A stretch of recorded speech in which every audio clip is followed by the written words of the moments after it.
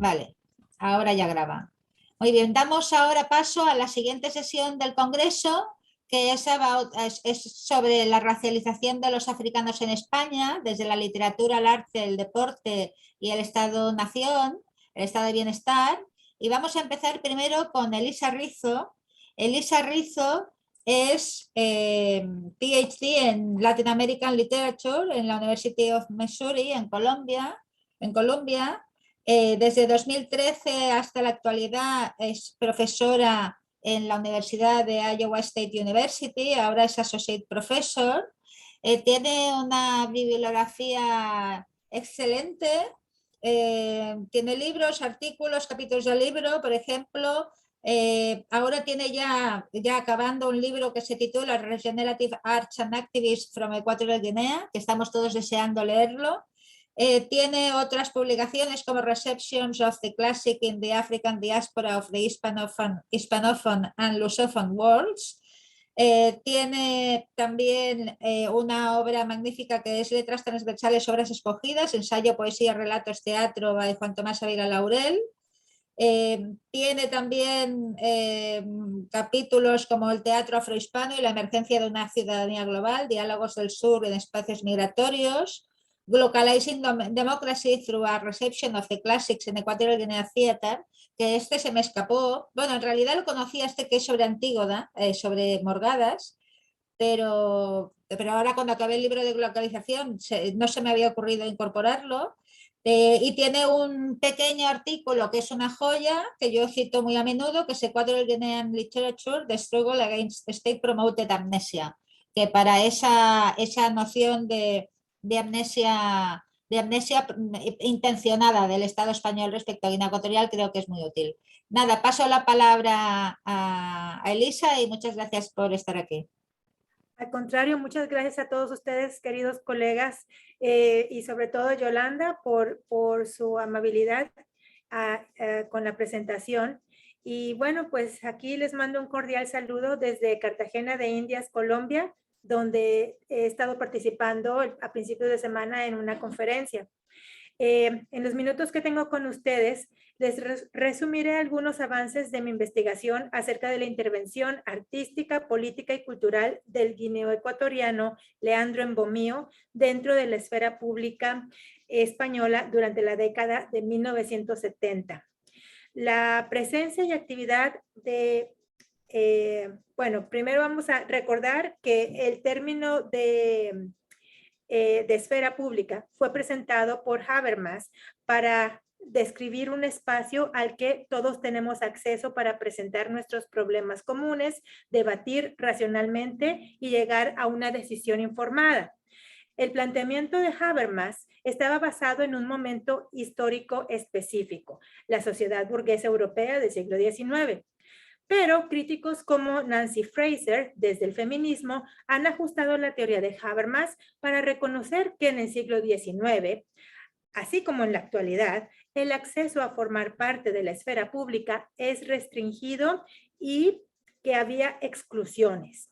Igualmente, destaca que no hay una sola esfera pública, sino muchas, y la gente accede a ellas dependiendo de estructuras de inclusión o exclusión existentes en el contexto.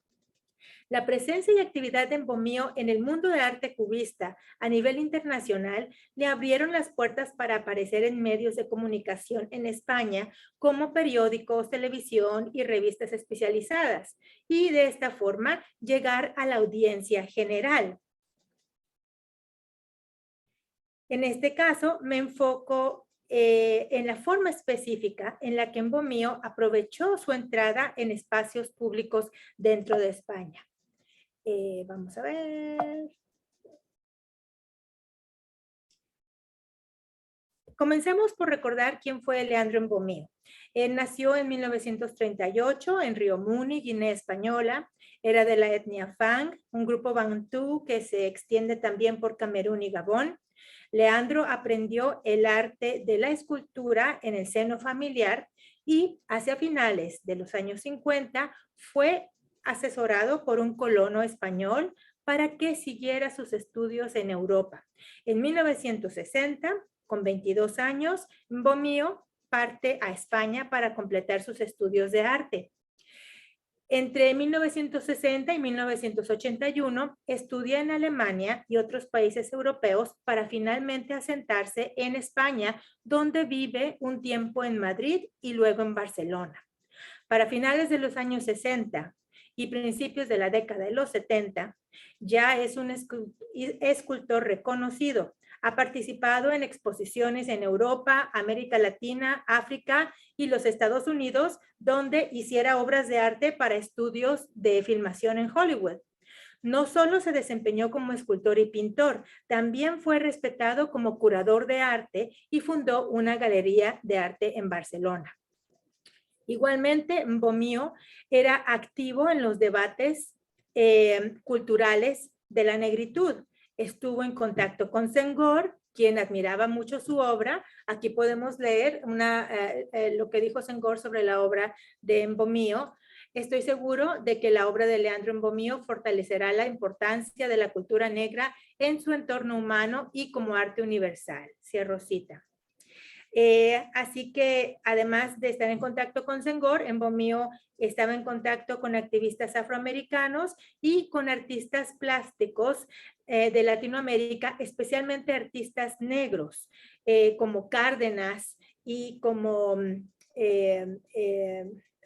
bueno, lapsus brutus, ahora me acuerdo, pero estaba en contacto con artistas, sobre todo cubanos, negros.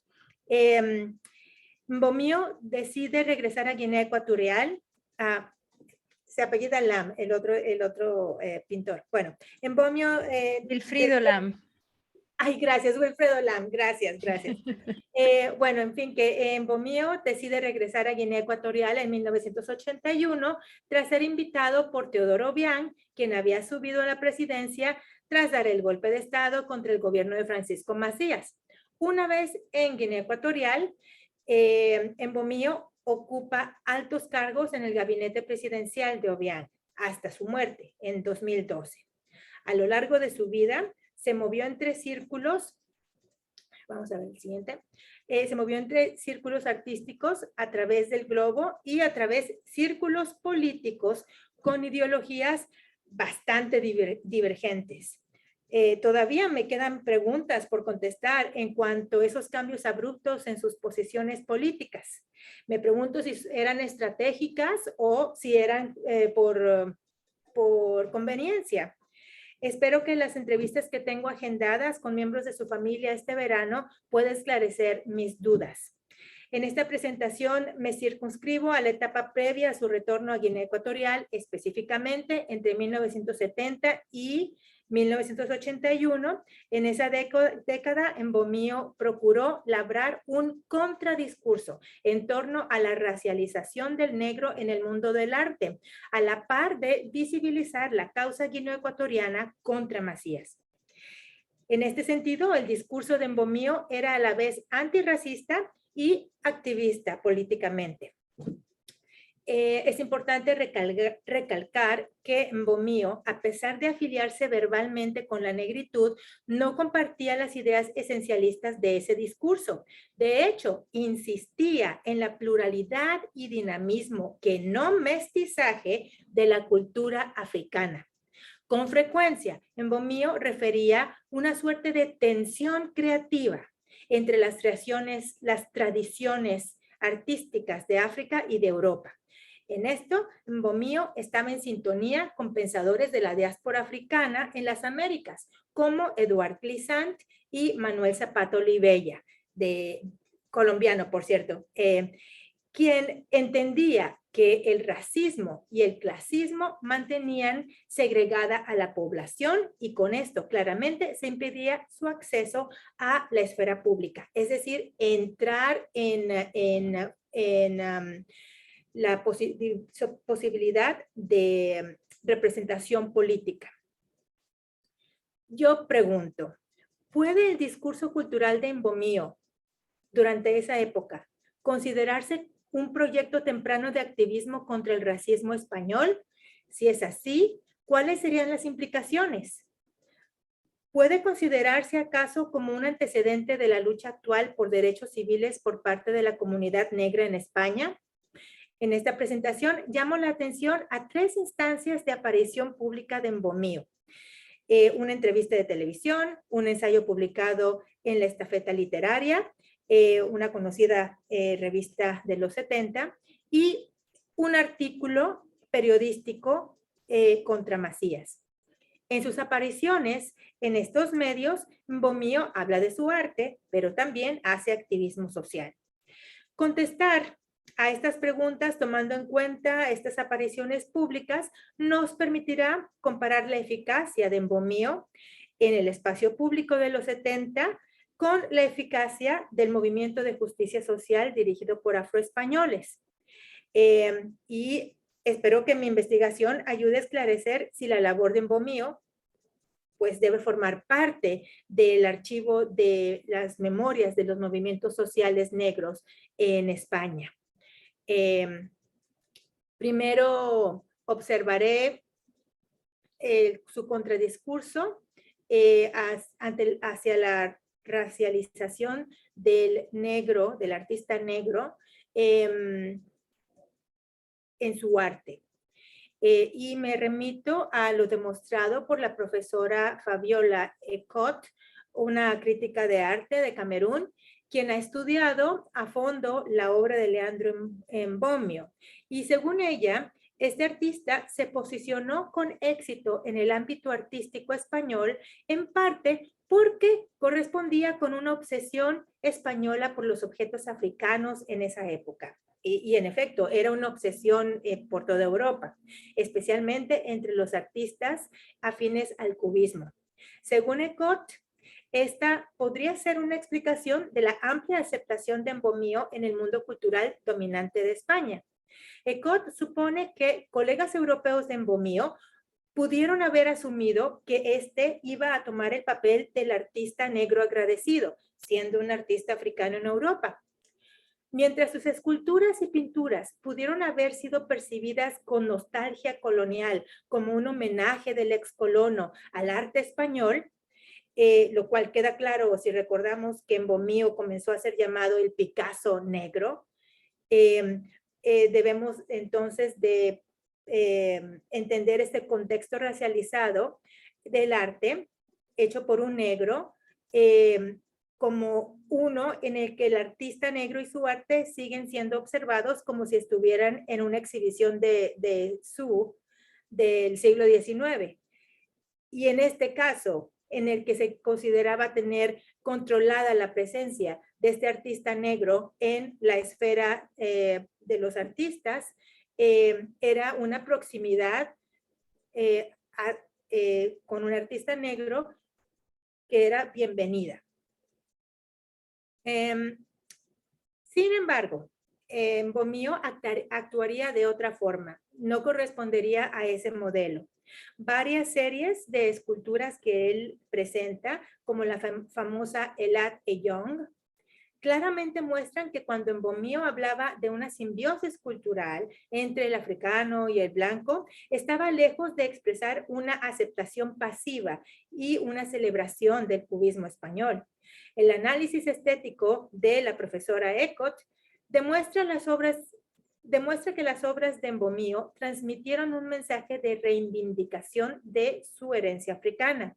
Del mismo modo, en un artículo escrito en el 2012, después de la muerte de Mbomío, el filósofo guineoecuatoriano Eugenio Nkogo informa que Mbomío se identificaba con el movimiento de Elat Eyong desde su juventud, lo que, según Nkogo, era, y cito, Elat Eyong era un movimiento ideológico, político, estratégico y artístico que movilizó a toda la cultura Fang en los años 40 y por Nguyen Tang, Mbomío también fue influenciado por Nguyen Tang o Luna Blanca, un movimiento de danza relacionado con la música y las artes plásticas, del cual el propio tío de Mbomío había jugado un papel importante como escultor. Fin de cita. Esto es significativo porque Nguyen Tang estaba relacionado con el movimiento independentista. El profesor Enrique Okembe explica que Nguan Tangan había sido una danza en la que los colonizadores blancos eran ridiculizados como una forma de enfatizar su falibilidad y para reivindicar el poder político de la gente Fang unificada. Ahora vamos a las apariciones públicas. Esta imagen, y calcula un par, 2 o 3 de minutos, ¿eh? ¿cuántos? 2 o 3 minutos. Ok, me quedan 2 paginitas, yo creo que sí alcanzo. Y si Vale. no, paro. Okay. Vale. Muy bien. Esta imagen muestra a Leandro Mbomío siendo entrevistado por Soler Serrano en A Fondo, un importante programa de televisión nacional española que seguramente ustedes conocen. Durante la entrevista, Mbomío muestra gran habilidad al controlar el diálogo para insistir que el arte negro atiende a otros referentes ontológicos y estéticos, no a referentes europeos. En este reposicionamiento, Mbomío activamente evita mencionar que su país había sido colonia española y a lo largo de la entrevista se mantuvo en control de esta temática. La pregunta inicial de la entrevista fue, y cito, ¿eres tú de la tribu Fang? ¿Verdad?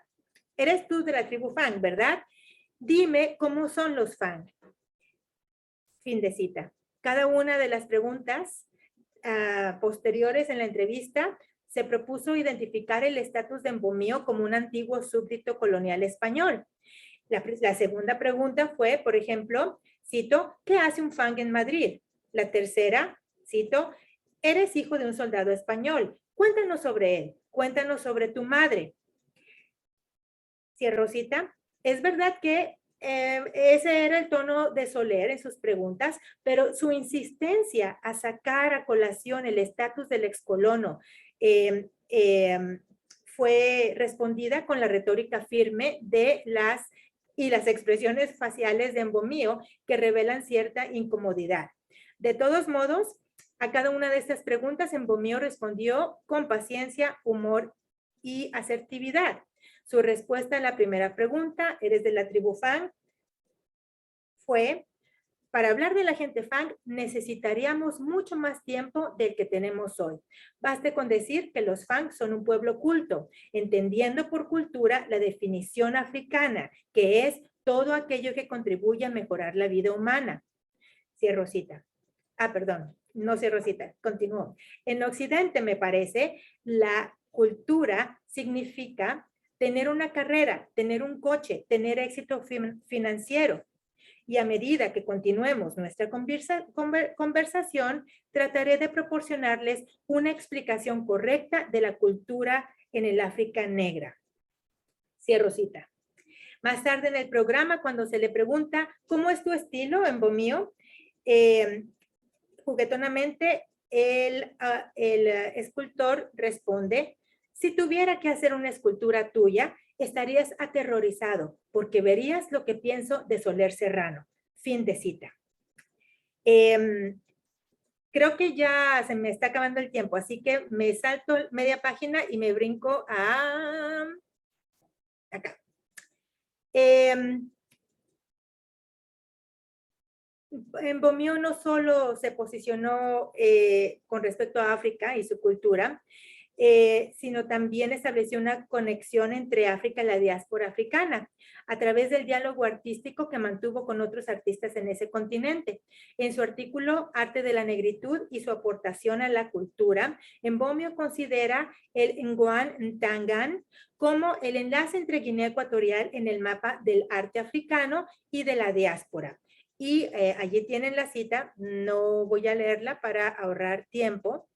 Y bueno, pues en conclusión preliminar, creo que tenemos que apreciar las coordenadas de la agenda activista de Mbomío como nación y raza, en tanto que responde a la esfera pública dentro de España. Pero en lo que corresponde a la comunidad de la diáspora africana y el movimiento de la negritud, su postura está orientada al transnacionalismo y la transracialidad, alejándose de reduccionismos.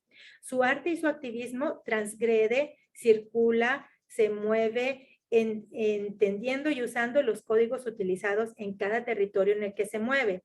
Provisionalmente podemos concluir que Bomío fue un pensador que tiene una perspectiva afropolita, es decir, mira a África en relación al mundo y como parte del mundo, como dice Achille Mbembe. En este sentido, se aleja de Senghor para acercarse a otros pensadores afro-latinoamericanos de su generación. Y esto informa su desempeño frente a los medios españoles. Y aquí lo dejo. Muchas gracias.